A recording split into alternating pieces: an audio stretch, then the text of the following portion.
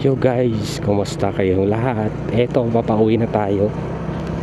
Nahatid na natin yung partner natin. At papunta na tayo pauwi sa bahay. Tatambay na naman tayo ulit. Walang magawa. Mahirap talaga yung buhay ng tambay guys, no? Paano to? Wala tayong laptop Nasira yung laptop natin, hindi pa na ibalik. Kaya tambay muna tayo.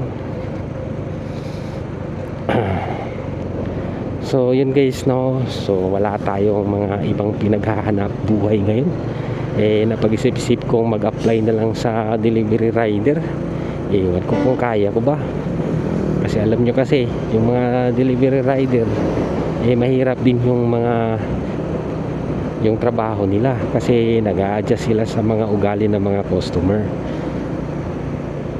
Kasi bawat customer may ugali rin yan, diba? Kailangan mong i-handle. And then paminsan-minsan napapagalitan din sila kasi akala ng mga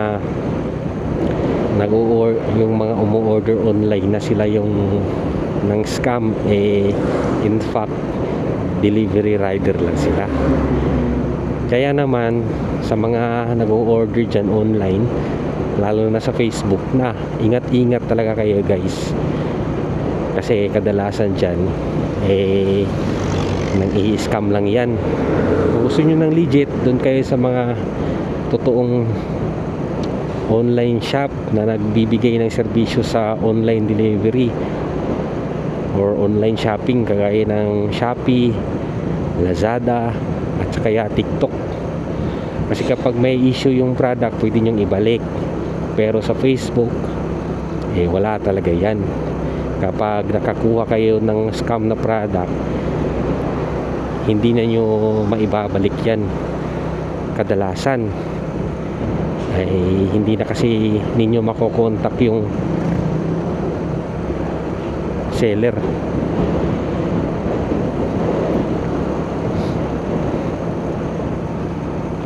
So any suggestion guys sa mga gagawin natin ngayong araw na to? Baka naman may mga mako-comment dyan. Wala naman tayong ibang pinagkakaabalahan. So dahil wala tayong ibang pagkakaabalahan ngayon, magplaplano tayo ng content natin kung ano yung pwede natin gawin. Kailangan nating masurvive itong napakahirap na Pilipinas na to. Maraming kurakot, maraming buaya. Sila nagpapasaya, tapos yung iba lubog sa baha ngayon, diba?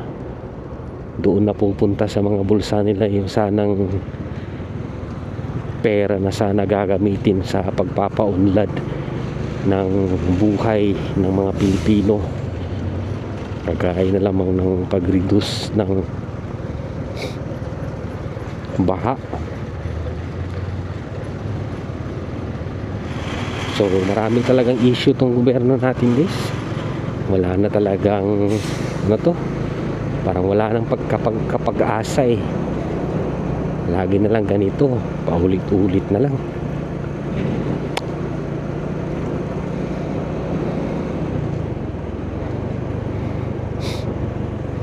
So ngayon guys, alam nyo ba na dumarami yung mga kamote sa daan?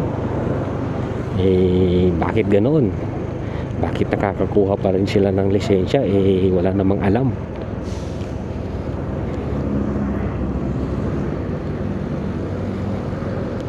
Kasi ang totoo niyan, nakakakuha ka talaga ng lisensya sa LTO. Kasi nga yung mga LTO exam, yung mga kumukuha ng lisensya ay may fixer. Kahit naman anong gawin, no?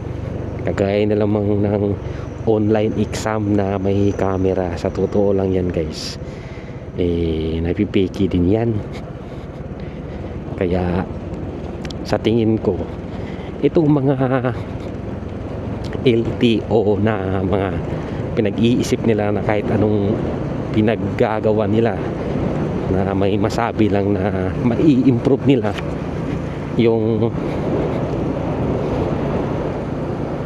yung serbisyo nila, wala pa rin. Kahit nga sa online, di ba, yung mga online services ngayon ng mga kumpanya, kagaya na lamang ng SS, LTO, kadalasan hindi mo rin ma-access yung mga system nila, may sira, loading, di ba? So alam naman natin, syempre tayo mga ordinaryong Pilipino, alam natin yung hirap sa mga online services ng gobyerno natin. Hindi nga polish. Yan, nagsisimula na namang maulap yung kalangitan natin, guys. Parang nag-iipon na ito ng ulan. Siguro mamaya uulan na naman. Magsusundo pa naman tayo mamayang gabi.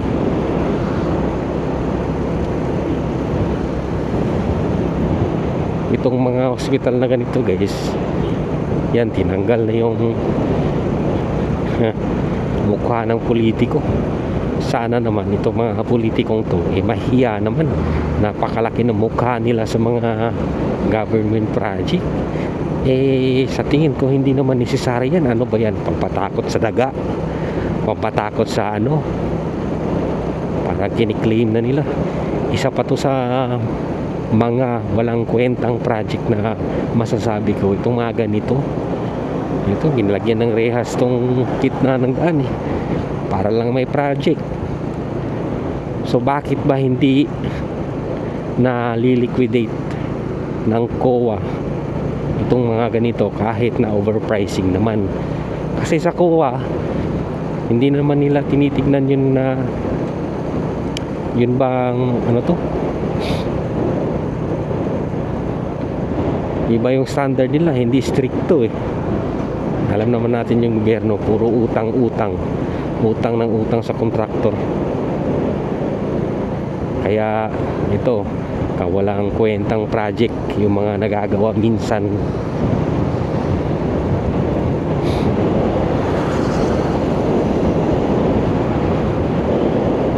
Pasensya na kayo, guys, kung palaging gobyerno na lang yung topic natin.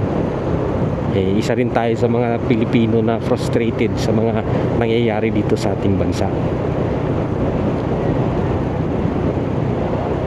So marami tayong pwedeng gawing content, guys, no? So isa sa mga naiisip ko is paggawa ng food content. At may sinisimulan sana akong proyekto yung sa Facebook ko, yung pag-movie recap, kung saan tayo mismo yung magsasalita, no? Ilalagay natin yung video natin kasama yung video ng palabas. Kaso nasira nga yung laptop natin, hindi na natin natapos. Ano ba to? Kahit anong gawin natin, parang bumabalik na rin tayo. Alam nyo, guys, maraming content creator sa YouTube na pumapaldo kahit na walang kwenta naman yung content nila. Tapos yung iba sa atin, no, bumibili ng tamang gear, grabe yung edit na ginagawa, gumagastos talaga, walang views.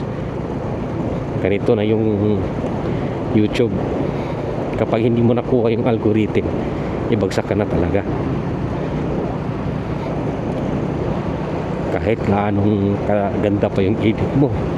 Tapos yung ibang walang kakwenta-kwenta, minsan nakakalusot. Marami dyan yung mga gumagawa ng fake news na pumapaldo palagi. Yung mga gumagawa ng fake news sa boxing, na kahit ano lang yung sinasabi,